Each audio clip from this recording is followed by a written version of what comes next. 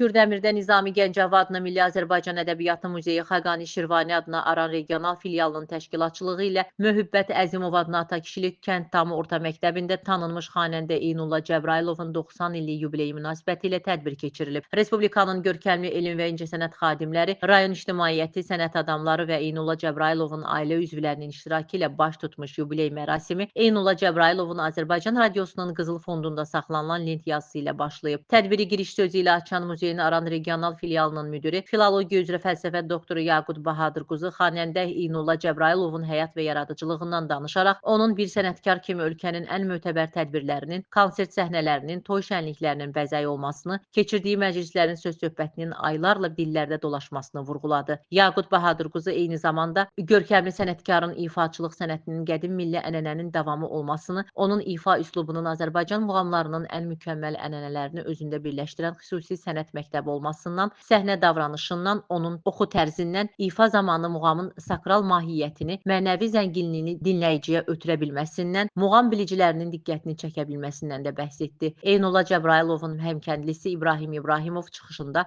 atasının qəfil ölümündən bir neçə ay sonra doğulan Eynullanın ağır keçən uşaqlıq və yeniyetməlik illərindən bəhs edərək qeyd etdi ki, müharibə, yetimlik onun təhsil almasına imkan verməsə də, Allah vergisi olan səsi ilə 14-15 yaşından Eynulla ruzisini qazanıb, nəinki doğulduğu kənddə, Kürdəmirdə, Şirvan bölgəsində, hətta bütün Azərbaycanda məşhur xanəndə kimi tanınıb. Qarabağ şikəstəsi lent yazısının sədaları ilə gürultulu alqışlarla başa çatdı. Könül Kazımova, Aqil Əsədov bugün informasiya proqramı üçün.